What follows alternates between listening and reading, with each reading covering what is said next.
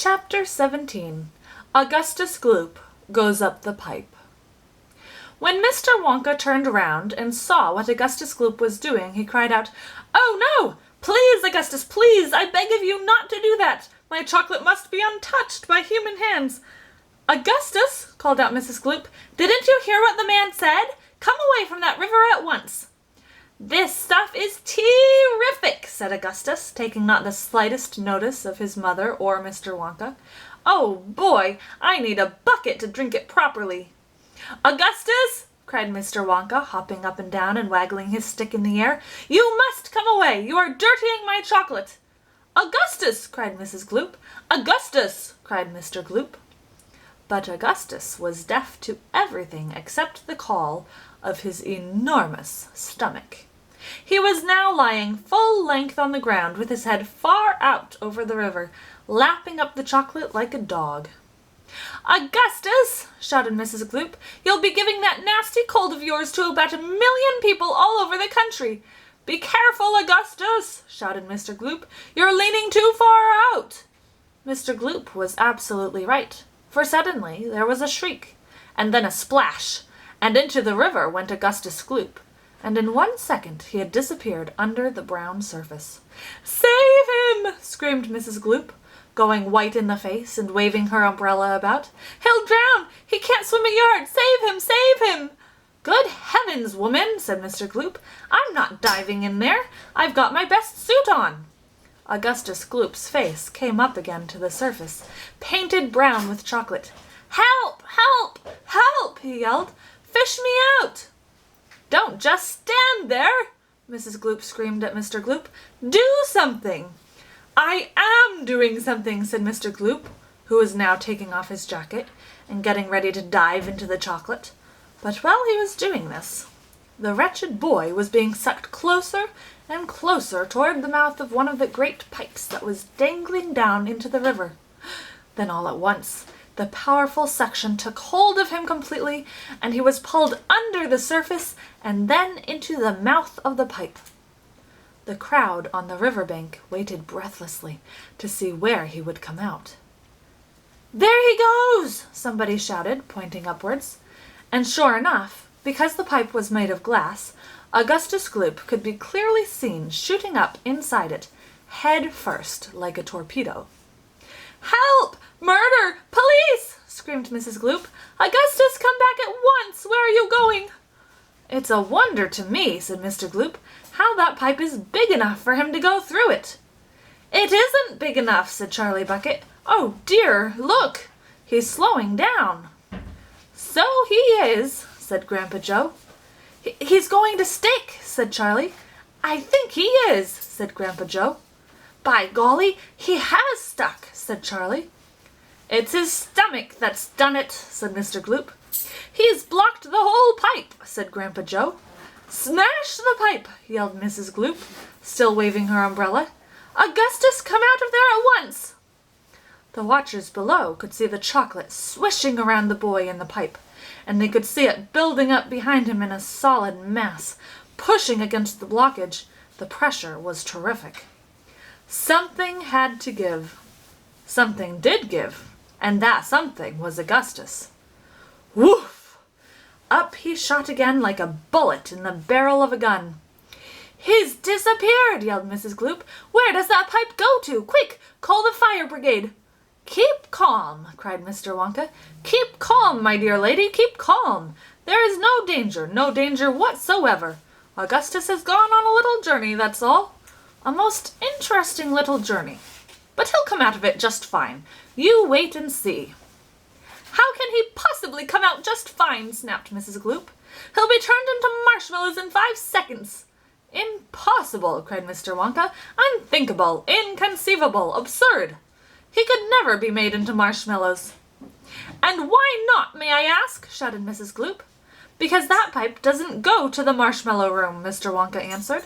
"It doesn't go anywhere near it. That pipe, the one Augustus went up, happens to lead directly to the room where I make a most delicious kind of strawberry-flavored, chocolate-coated fudge, Then he'll be made into strawberry-flavored chocolate-coated fudge, screamed Mrs. Gloop. My poor Augustus! They'll be selling him by the pound all over the country tomorrow morning. Quite right, said Mr. Gloop. I know I'm right, said Mrs. Gloop. It's beyond a joke, said Mr. Gloop. Mr. Wonka doesn't seem to think so, cried Mrs. Gloop. Just look at him. He's laughing his head off. How dare you laugh like that when my boy's just gone up the pipe?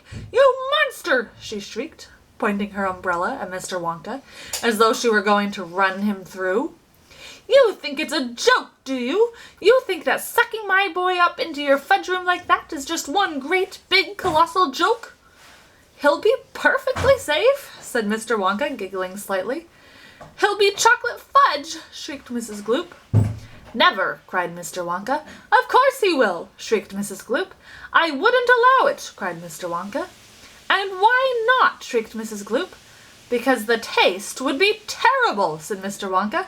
Just imagine it, Augustus-flavored chocolate-coated Gloop. No one would buy it. They most certainly would, cried Mr. Gloop indignantly. I don't want to think about it, shrieked Mrs. Gloop. Nor do I, said Mr. Wonka, and I do promise you, madam, that your darling boy is perfectly safe. If he's perfectly safe, then where is he? Snapped Mrs. Gloop. Lead me to him this instant. Mr. Wonka turned around and clicked his fingers sharply. Click, click, click, 3 times. Immediately, an Oompa Loompa appeared, as if from nowhere, and stood beside him.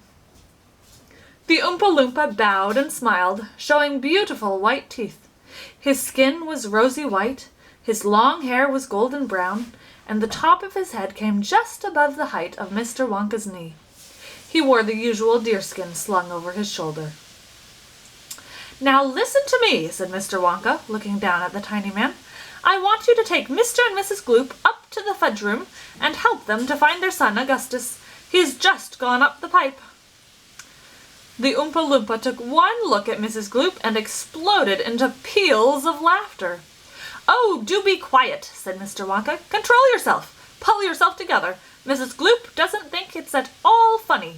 You can say that again, said Mrs. Gloop. Go straight to the fudge room, Mr. Wonka said to the Oompa Loompa. And when you get there, take a long stick and start poking around inside the big chocolate-mixing barrel. I'm almost certain you'll find him in there. But you'd better look sharp, you'll have to hurry. If you leave him in the chocolate-mixing barrel too long, he's liable to get poured out into the fudge boiler, and that really would be a disaster, wouldn't it? My fudge would become quite uneatable. Mrs. Gloop let out a shriek of fury. I'm joking, said Mr. Wonka, giggling madly behind his beard. I didn't mean it. Forgive me, I'm so sorry. Goodbye, Mrs. Gloop, and Mr. Gloop, goodbye, goodbye. I'll see you later. As Mr. and Mrs. Gloop and their tiny escort hurried away, the 5 Oompa Loompas on the far side of the river suddenly began hopping and dancing about and beating wildly upon a number of very small drums. Augustus Gloop, they chanted. Augustus Gloop, Augustus Gloop, Augustus Gloop. Grandpa, cried Charlie, listen to them, Grandpa. What are they doing? Shh, whispered Grandpa Joe. I think they're going to sing us a song. Augustus Gloop, chanted the Oompa Loompas. Augustus Gloop, the great big greedy nincompoop. How long could we allow this beast to gorge and guzzle, feed and feast on everything he wanted to? Great Scott, it simply wouldn't do. However long this pig might live, we're positive he'd never give even the smallest bit of fun or happiness to anyone. So what we do in cases such as this, we use the gentle touch, and carefully we take the brat and turn him into something that will give great pleasure to us all. A doll, for instance, or a ball, or marbles, or a rocking horse. But this revolting boy, of course, was so unutterably vile, so greedy, foul, and infantile, he left a most disgusting taste inside our mouths, and so in haste we chose a thing that, come what may, would take the nasty taste away. Come on, we cried, the time is ripe to send him shooting up the pipe. He has to go, it has to be, and very soon he's going to see, inside the room to which he's gone, some funny things are going on. But don't, dear children, be alarmed. Augustus Gloop will not be harmed. Although, of course, we must admit he will be altered quite a bit. He'll be quite changed from what he's been when he goes through the fudge machine. Slowly the wheels go round and round. The cogs begin to grind and pound. 100 knives to slice, slice, slice. We add some sugar, cream, and spice. We boil him for a minute more until we're absolutely sure that all the greed and all the gall is boiled away for once and all. Then out he comes, and now, by grace, a miracle has taken place. This boy who only just before was loathed by men from shore to shore, this greedy brute, this louse's ear, is loved by people everywhere. For who could hate or bear a grudge against a luscious spit of fudge? I told you they loved singing, cried Mr. Wonka. Aren't they delightful? Aren't they charming? But you mustn't believe a word they said. It's all nonsense, every bit of it. Are the Oompa Loompas really joking, Grandpa? asked Charlie. Of course they're joking, answered Grandpa Joe. They must be joking. At least, I hope they're joking. Don't you?